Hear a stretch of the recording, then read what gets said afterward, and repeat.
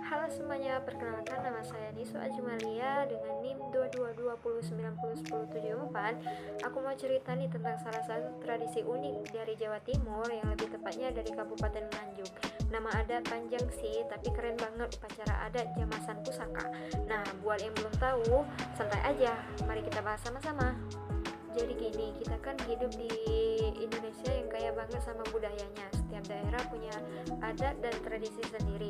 Nah, budaya ini tuh warisan dari nenek moyang yang terus dijaga sampai sekarang. Jadi bukan cuma buat dikenang, tapi juga dilaksanain bareng-bareng. Budaya juga macam-macam bentuknya. Ada yang cuma ide atau nilai, ada yang berupa kebiasaan masyarakat, dan ada juga yang bisa dilihat atau dipegang langsung kayak senjata, wayang, atau benda pusaka lainnya. Terus apa sih jamasan pusaka itu? Nah, sekarang kita masuk ke inti cerita nih. Jamasan pusaka adalah yang artinya membersihkan atau memandikan. Tapi yang dimandikan itu di sini bukan orang ya, tapi pusaka. Jadi ini adalah tradisi mencuci benda-benda pusaka yang dianggap sakral dan bersejarah. Nah, tradisi ini ada di Desa Ngeliman yang dilaksanakan pada tiap tahun pas bulan Muharram atau bulan Suro, tapi harinya juga nggak sembarang. Cuma boleh pas hari Jumat Legi, Jumat Wage, dan Senin Wage, ya ada perhitungannya sendiri. Nah, sebelum pusakanya dimandikan, ada yang namanya kirap alias arak-arakan. Nah, ini seru banget karena semua peserta pakai baju adat yang ada bawa dupa, ada juga bawa payung pusaka, tumpeng, terus ada musik tradisional kayak zaman kerajaan gitu, bebas klasiknya. Rutenya dari makam Kiai Ajeng Ngeliman terus ke gedung pusaka. Di situ baru deh acara dimulai.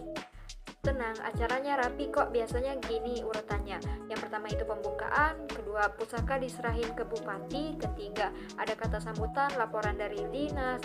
Nah, yang kelima deh baru pusaka dimandikan. Nah, pas proses jamasan ini, pusakanya dimandikan pakai air jeruk nipis sama buah peis alias mengkudu. Serius, ini dilakukan penuh berhati-hati karena pusakanya dianggap sangat sakral. Ada beberapa pusaka yang penting. Yang pertama itu kendi pusaka. Kendi ini dari tanah liat, cuma dikeluarin pas acara ini doang. Yang kedua senjata pusaka. Namanya Kiai Serambat, Kiai Endel, dan 2 kiai kembar.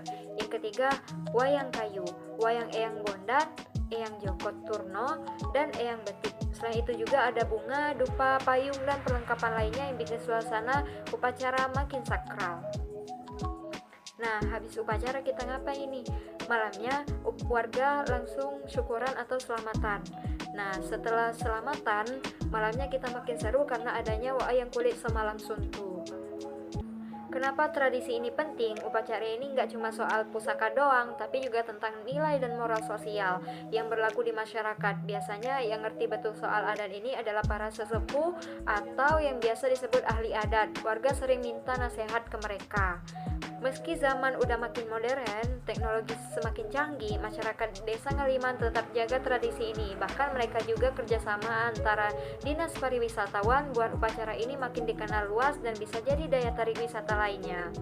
Jadi intinya, jamasan pusaka ini lebih penting dari sekedar ritual adat, tapi juga bentuk rasa syukur, penghormatan ke leluhur, atau usaha bareng buat melestarikan budaya. Tradisi ini juga udah dianggap dari dulu dan masih terus dijalankan sampai sekarang. Keren banget kan? Oke, segitu dulu cerita dari aku. Makasih udah dengerin. Bye-bye.